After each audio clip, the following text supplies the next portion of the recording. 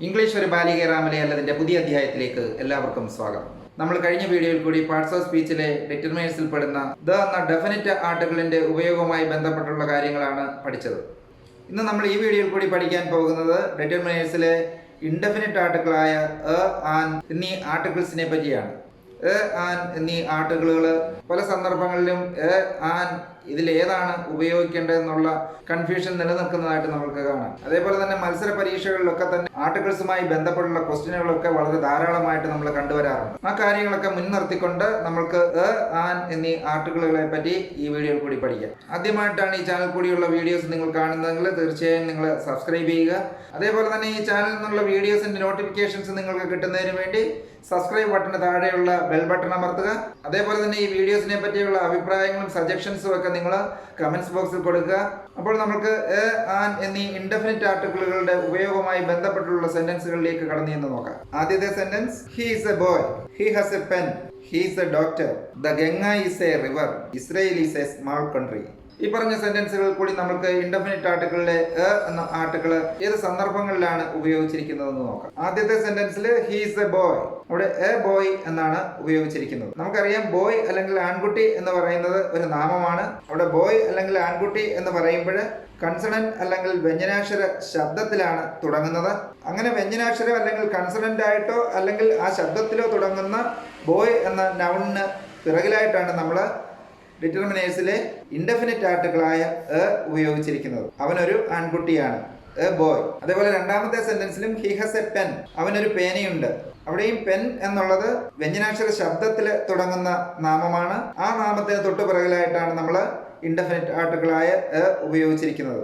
ഒരു ആൺകുട്ടി, ഒരു പേന, അങ്ങനെയൊക്കെ പറയുമ്പോൾ എ എന്ന് പറയുന്നത് ഒരു എന്നുള്ള അർത്ഥത്തിലാണ് നമ്മൾ അവിടെയൊക്കെ ഉപയോഗിച്ചിരിക്കുന്നത്. നമ്മൾ മലയാളത്തിലായാലും അവനൊരു ആൺകുട്ടിയാണ്, അതൊരു പേനയാണ് എന്നൊക്കെയാണ് നമ്മൾ സാധാരണയായിട്ട് ഉപയോഗിക്കാറുള്ളത്, പറയാറുള്ളത്. അപ്പോൾ ഇങ്ങനെ വ്യഞ്ജനാക്ഷരങ്ങളുടെ ശബ്ദത്തിലോ അല്ലെങ്കിൽ വ്യഞ്ജനാക്ഷരങ്ങളിലോ തുടങ്ങുന്ന നാമങ്ങൾക്ക് തൊട്ടു പിന്നിലായിട്ടാണ് നമ്മൾ ഇൻഡെഫിനിറ്റ് ആർട്ടിക്കിളായ എ ഉപയോഗിക്കുന്നതെന്നാണ് ഈ രണ്ട് സെന്റൻസുകൾ കൂടി നമ്മൾ കണ്ടത്. അതേപോലെ തന്നെ ബോയ്, പെൻ ഇവയൊക്കെ തന്നെ കൗണ്ടബിൾ നൗൺസ് ആണ്, എണ്ണി തിട്ടപ്പെടുത്താവുന്നതാണ്. അങ്ങനെ എണ്ണി തിട്ടപ്പെടുത്താവുന്ന കൺസണന്റ് ശബ്ദങ്ങളായി വരുന്ന നാമങ്ങളുടെ പുറകിലായിട്ടാണ് നമ്മൾ എ എന്ന ഇൻഡെഫിനിറ്റ് ആർട്ടിക്കിൾ ഉപയോഗിക്കുന്നത്. അതേപോലെ തന്നെ ഹി ഈസ് എ ഡോക്ടർ, അദ്ദേഹം ഒരു ഡോക്ടറാണ്, എ ഡോക്ടർ എന്നാണ് അവിടെ ഉപയോഗിച്ചിരിക്കുന്നത്. അവിടെയും ഡോക്ടർ എന്ന് പറയുന്നതും കൺസണന്റ് ശബ്ദത്തിലുള്ള നാമമാണ്. അതേപോലെ തന്നെ അതൊരു പ്രൊഫഷനുമാണ്. അതേപോലെ തന്നെയാണ് ഹീസ് എ ടീച്ചർ, അതേപോലെ തന്നെയാണ് ഹീസ് എ ടീച്ചർ, അതും ഒരു പ്രൊഫഷനാണ്, കൺസണന്റ് ശബ്ദത്തിലുമാണ്. അതേപോലെ the Ganga is A river, ഇവിടെ ഇൻഡെഫിനിറ്റ് ആർട്ടിക്കിളായ എയുടെ ഉപയോഗവുമായി ബന്ധപ്പെട്ട് എ റിവർ എന്നാണ് ഉപയോഗിച്ചിരിക്കുന്നത്. അപ്പോൾ നമ്മൾ സാധാരണയായിട്ട് തന്നെ കണ്ടിട്ടുണ്ട് എ റിവർ, ഏതെങ്കിലും നദിയുടെ പേര് പ്രത്യേകമായി എടുത്തു പറഞ്ഞിട്ടില്ല. അങ്ങനെ എടുത്തു പറയാതെ കൺസണന്റ് ശബ്ദത്തിൽ പൊതുവായിട്ട് പറയുന്ന river, lakes, it is A ലേക്ക്, അത് ജീവനുള്ളവയായാലും ഇല്ലാത്തതായാലും, പ്ലാന്റ്സ് ആകട്ടെ, ഇറ്റ് ഈസ് എ ട്രീ, അങ്ങനെ ജീവനുള്ളതായാലും ഇല്ലാത്തതായാലും കൺസണന്റ് ശബ്ദങ്ങളായ നൗണുകളുടെയൊക്കെ കൂടെ നമ്മൾ ഇൻഡെഫിനിറ്റ് ആർട്ടിക്കിളായ എ ഉപയോഗിക്കുന്നതാണ് ഈ സെന്റൻസുകളിൽ കൂടി കണ്ടത്. ലാസ്റ്റ് സെന്റൻസിൽ Israel is a small country, Israel ഒരു ചെറിയ രാജ്യമാണ്, അവിടെ എ സ്മാൾ കൺട്രി എന്നാണ് ഉപയോഗിച്ചിരിക്കുന്നത്. നമുക്കറിയാം കൺട്രി അല്ലെങ്കിൽ രാജ്യം എന്ന് പറയുന്നത് നൗണാണ്. നമ്മൾ നേരത്തെ പഠിച്ചിട്ടുള്ളത് പോലെ അതിനെ വിശേഷിപ്പിക്കുന്നതിന് വേണ്ടിയാണ്, അത് എങ്ങനെയുള്ള രാജ്യമാണെന്ന് വിശേഷിപ്പിക്കുന്നതിന് വേണ്ടിയാണ് നമ്മൾ സ്മാൾ എന്ന് ഉപയോഗിച്ചിരിക്കുന്നത്. അങ്ങനെ കൺട്രി എന്ന നാമത്തെ വിശേഷിപ്പിക്കുന്നത് കൊണ്ട് തന്നെ സ്മാൾ എന്നുള്ളത് നാമവിശേഷണം അല്ലെങ്കിൽ അഡ്ജക്റ്റീവ് ആണെന്ന് നമുക്കറിയാം. അങ്ങനെ നാമവിശേഷങ്ങളുടെ പിന്നിലായിട്ട് പലപ്പോഴും നമ്മൾ എ അല്ലെങ്കിൽ ആൻ ഉപയോഗിച്ച് വരുന്നതായിട്ട് കണ്ടിട്ടുണ്ട്. ഇവിടെ കൺസണന്റ് അല്ലെങ്കിൽ വ്യഞ്ജനാക്ഷരത്തിൽ ഉള്ള സ്മാൾ എന്ന പദം വന്നതുകൊണ്ടാണ് നമ്മളിവിടെ എ എന്ന ആർട്ടിക്കിൾ ഉപയോഗിച്ചത്. അപ്പോൾ ഇതുപോലെ നമ്മൾ കൗണ്ടബിൾ ആയിട്ടുള്ള നൗണുകൾ, അത് ജീവനുള്ളവയായാലും ഇല്ലാത്തവയായാലും, അത് നദികളാകട്ടെ, ലേക്സ് ആകട്ടെ, ഹില്ലാകട്ടെ, സീ ആകട്ടെ, ഇവയുടെയൊക്കെ പിന്നിലായിട്ട് നമ്മൾ ഒരു എന്ന അർത്ഥത്തിൽ എ എന്ന ആർട്ടിക്കിൾ ഉപയോഗിക്കുന്നതായിട്ടാണ് ഈ സെന്റൻസുകളിൽ കൂടിയൊക്കെ നമുക്ക് മനസ്സിലാക്കാൻ കഴിയുന്നത്. ഇപ്പോൾ നമ്മൾ കണ്ട ഈ സെന്റൻസുകളിൽ കൂടി കണ്ടത് ഇൻഡെഫിനിറ്റ് ആർട്ടിക്കിളിൽ പെടുന്ന എ എന്ന ആർട്ടിക്കിൾ ഏതൊക്കെ സന്ദർഭങ്ങളിലാണ് ഉപയോഗിക്കുന്നതെന്നാണ്. വ്യഞ്ജനാക്ഷര ശബ്ദങ്ങളിലുള്ള എണ്ണാൻ പറ്റുന്ന കൗണ്ടബിൾ ആയിട്ടുള്ള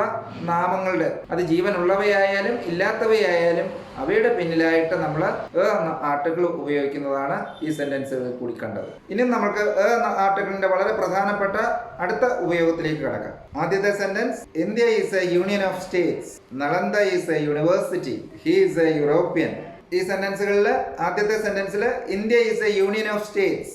അവിടെ India is a union of states. അവിടെ ഇന്ത്യ എന്ന് പറയുന്നത് സംസ്ഥാനങ്ങളുടെ ഒരു യൂണിയനാണ്, സംസ്ഥാനങ്ങൾ കൂടിച്ചേർന്നതാണ്. അവിടെ എ യൂണിയൻ ഓഫ് സ്റ്റേറ്റ്സ് എന്നാണ് വന്നിരിക്കുന്നത്. ഇവിടെ നമ്മൾ സാധാരണയായിട്ടൊക്കെ പലപ്പോഴും കണ്ടുവരുന്ന ഒരു മിസ്റ്റേക്ക് എന്ന് പറയുന്നത് യു എന്നത് സ്വരാക്ഷരം അല്ലെങ്കിൽ വവൽസിൽ പെടുന്നത് കൊണ്ട് അവിടെ ആൻ എന്ന ആർട്ടിക്കിളാണ് ഉപയോഗിക്കുന്നതെന്ന് കരുതി പലപ്പോഴും ഉപയോഗിക്കാറുണ്ട്. പക്ഷേ ഇവിടെ യൂണിയൻ എന്നുള്ളത് സ്വരാക്ഷരമായ യു ആണെങ്കിൽ പോലും അതിന്റെ ഉച്ചാരണ ശബ്ദം എന്ന് പറയുന്നത് വൈ ആണ്.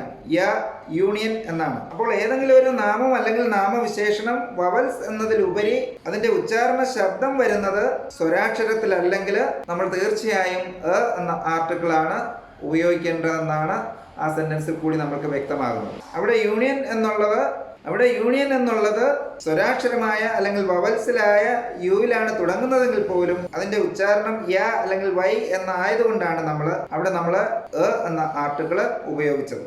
അതേപോലെ തന്നെയാണ് രണ്ടാമത്തെ സെന്റൻസിൽ നളന്ദ ഈസ് എ യൂണിവേഴ്സിറ്റി. അവിടെയും ആൻ യൂണിവേഴ്സിറ്റി അല്ല എ യൂണിവേഴ്സിറ്റി എന്നാണ് നമ്മൾ ഉപയോഗിച്ചിരിക്കുന്നത്. അതും ഇതേ കാരണം തന്നെയാണ്. അവിടെയും യൂണിവേഴ്സിറ്റി എന്ന് പറയുമ്പോൾ അവിടെ യു എന്ന വവലാണെങ്കിൽ പോലും വൈ എന്ന ശബ്ദത്തിലാണ് ആ നാമം ഉച്ചരിക്കുന്നത്. അതുകൊണ്ട് തന്നെയാണ് നമ്മൾ അവിടെ എ യൂണിവേഴ്സിറ്റി എന്ന് ഉപയോഗിച്ചിരിക്കുന്നത്. ഇനി മൂന്നാമത്തെ സെന്റൻസിലേക്ക് വരാം. He is a European. അവിടെയും വവൽസായ A E I O U ഇവയിലെ ഇ എന്ന വവലാണ്, സ്വരാക്ഷരമാണ്. എങ്കിൽ കൂടിയും യൂറോപ്യൻ എന്ന നാമത്തിന് വൈ എന്ന ഉച്ചാരണ ശബ്ദമാണ് അവിടെ വരുന്നത്.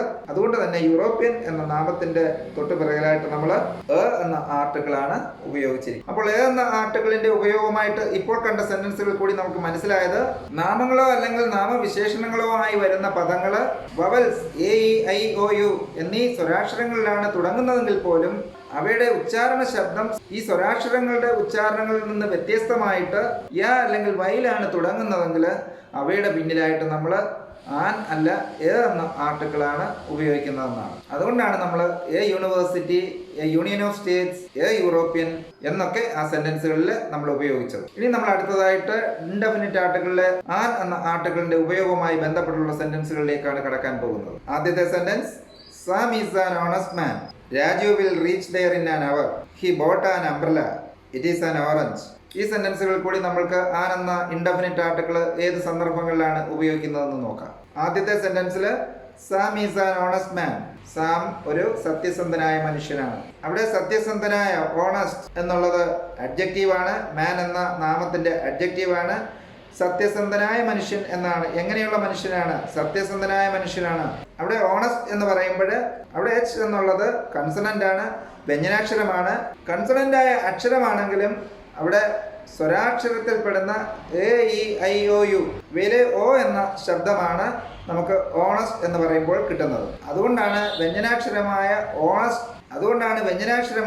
എച്ചിലാണ് ഓണസ്റ്റ് എന്ന് തുടങ്ങുന്നതെങ്കിലും നമ്മൾ ആൻ എന്ന ആർട്ടിക്കിള് അതിന് പിന്നിലായിട്ട് ഉപയോഗിച്ചിരിക്കുന്നു. ആൻ ഓണസ്റ്റ് മാൻ, ഓ എന്നുള്ള ശബ്ദമാണ് അവിടെ ഓണസ്റ്റ് എന്ന് പറയുമ്പോൾ ഉണ്ടാകുന്നത്. അതേപോലെയാണ് Raju will reach there in an hour. Raju അവിടെ 1 മണിക്കൂറിനകം എത്തും. ഇൻ ആൻ അവർ എന്നാണ് ഉപയോഗിച്ചിരിക്കുന്നത്. അവിടെയും ആൻ അവർ എന്നാണ് ഉപയോഗിച്ചിരിക്കുന്നത്. അവിടെയും അവർ എന്ന് പറയുമ്പോൾ ആ എന്നുള്ള ശബ്ദമാണ്. അവിടെയും വവൽസ് അല്ലെങ്കിൽ സ്വരാക്ഷരങ്ങളിൽ പെടുന്ന അക്ഷരത്തിന്റെ ഉച്ചാരണ ശബ്ദമാണ് ഉണ്ടായിരിക്കുന്നത്. അതുകൊണ്ടാണ് ആൻ അവർ എന്നവിടെ ഉപയോഗിച്ചത്. അവിടെയും നമുക്കറിയാം എച്ച് എന്നുള്ളത് കൺസണന്റ് അല്ലെങ്കിൽ വ്യഞ്ജനാക്ഷരമാണ്. അതേപോലെ ഹി ബോട്ട് ആൻ അംബ്രല, അവനൊരു കുട വാങ്ങി. അവിടെ ആൻ അംബ്രല എന്നാണ് ഉപയോഗിച്ചിരിക്കുന്നത്. സാധാരണ പോലെ തന്നെ യു എന്ന് പറയുന്നത് സ്വരാക്ഷരത്തിൽ പെടുന്നതാണ്. അതേപോലെ തന്നെ അതിന്റെ ഉച്ചാരണവും സ്വരാക്ഷര ശബ്ദമാണ്. അംബ്രല എന്ന് പറയുമ്പോൾ എന്നാണ് ഉച്ചരിക്കുന്നത്. അതുകൊണ്ടാണ് ആൻ അംബ്രല എന്ന് നമ്മൾ ഉപയോഗിച്ചത്. അതേപോലെ തന്നെയാണ് ലാസ്റ്റ് സെന്റൻസിൽ ഇറ്റ് ഈസ് ആൻ ഓറഞ്ച്. അവിടെയും ഓ എന്ന് പറയുമ്പോൾ വവലാണ്, സ്വരാക്ഷരമാണ്. അതേപോലെ തന്നെ ഓ എന്ന് പറയുമ്പോൾ ഓ എന്ന ശബ്ദം തന്നെയാണ്, സ്വരാക്ഷര ശബ്ദം തന്നെയാണ് ഉച്ചാരണത്തിലും വരുന്നത്. അതുകൊണ്ടാണ് നമ്മളവിടെ ആൻ ഓറഞ്ച് എന്ന് ഉപയോഗിച്ചിരിക്കുന്നത്. അതേപോലെ തന്നെയാണ് an apple, it is an apple. അതേസമയം എ, ആൻ എന്നീ 2 പദങ്ങളും അവയുടെ പിന്നിലായിട്ട് ഉപയോഗിച്ച് വരുന്ന ഒരു പദമാണ് ഹോട്ടൽ. കൂടുതലായിട്ട് നമ്മൾ ഉപയോഗിക്കുന്നത് ഇറ്റ് ഈസ് എ ഹോട്ടൽ. പക്ഷേ ആൻ ഹോട്ടൽ എന്നും നമ്മൾ ഉപയോഗിച്ച് വരുന്നതായിട്ട് കണ്ടിട്ടുണ്ട്. അങ്ങനെയുള്ള ഈ പ്രത്യേക പദമല്ലാതെ എല്ലായിടത്തും നമ്മൾ ഒരു നാമമോ നാമവിശേഷണമോ തുടങ്ങുന്നത് സ്വരാക്ഷരമായാലും വ്യഞ്ജനാക്ഷരമായാലും അത് സ്വരാക്ഷര ശബ്ദത്തിലാണെങ്കിൽ മാത്രമേ നമ്മൾ ആൻ എന്ന ആർട്ടിക്കിൾ ഉപയോഗിക്കുകയുള്ളൂ എന്നാണ് ഈ സെന്റൻസുകളിൽ കൂടി നമ്മൾക്ക് മനസ്സിലാകുന്നത്. ഇപ്പോൾ നമ്മൾ ഇൻഡെഫിനിറ്റ് ആർട്ടിക്കിളിലെ ആൻ എന്ന ആർട്ടിക്കിളുമായി ബന്ധപ്പെട്ടുള്ള സെന്റൻസുകളാണ് കണ്ടത്. ആൻ എന്ന ആർട്ടിക്കിൾ സ്വരാക്ഷരങ്ങളിൽ പെടുന്ന A, E, I, O, U ഈ വവൽസിന്റെ അല്ലെങ്കിൽ സ്വരാക്ഷരങ്ങളുടെ ശബ്ദത്തിൽ പെടുന്ന വാക്കുകൾ, നാമങ്ങൾ അല്ലെങ്കിൽ നാമവിശേഷണങ്ങളുടെ കൂടെ മാത്രമേ ആൻ എന്ന ആർട്ടിക്കിൾ ഉപയോഗിക്കുകയുള്ളൂ എന്നാണ് ഈ സെന്റൻസുകളിൽ കൂടി കണ്ടത്. നാമങ്ങളോ അല്ലെങ്കിൽ നാമവിശേഷണങ്ങളോ കൺസണന്റ് അല്ലെങ്കിൽ വ്യഞ്ജനാക്ഷരത്തിലാണ് തുടങ്ങുന്നതെങ്കിലും അവ ഉച്ചാരണം കൊണ്ട് സ്വരാക്ഷരങ്ങളായ A, E, I, O, U ഇവയിൽ ഏതെങ്കിലും ശബ്ദത്തിൽ ഉച്ചരിക്കപ്പെടുമ്പോൾ മാത്രമാണ് നമ്മൾ ആൻ എന്ന ആർട്ടിക്കിൾ ഉപയോഗിക്കുന്നതെന്നാണ് ഈ കഴിഞ്ഞ സെന്റൻസുകളിൽ കൂടി നമ്മൾ കണ്ടത്. അല്ലാത്ത അവസരങ്ങളിലൊക്കെ നമ്മൾ വവൽസിലാണ് തുടങ്ങുന്നതെങ്കിലും എന്ന ആർട്ടിക്കിളാണ് ഉപയോഗിക്കുന്നതെന്ന് നമ്മൾ കണ്ടു. ഈ വീഡിയോയിൽ കൂടി നമ്മൾ പാർട്സ് ഓഫ് സ്പീച്ചിലെ ഡിറ്റർമിനേഴ്സിൽ പെടുന്ന ഇൻഡെഫിനിറ്റ് ആർട്ടിക്കിളായ ആൻ എന്നീ ആർട്ടിക്കിളുടെ ഉപയോഗവുമായി ബന്ധപ്പെട്ടുള്ള സെന്റൻസുകളെ പറ്റിയാണ് പഠിച്ചത്. ഈ വീഡിയോയിൽ കൂടി പഠിച്ച കാര്യങ്ങൾ എല്ലാവർക്കും നല്ലവണ്ണം മനസ്സിലായി കാണുമെന്ന് വിശ്വസിക്കുന്നു. അതേപോലെ തന്നെ ഈ വീഡിയോ നിങ്ങൾക്ക് പ്രയോജനപ്രദമാണെന്ന് തോന്നുന്നുണ്ടെങ്കിൽ തീർച്ചയായും ഇത് മറ്റുള്ളവർക്കും ഷെയർ ചെയ്ത് കൊടുക്കുക.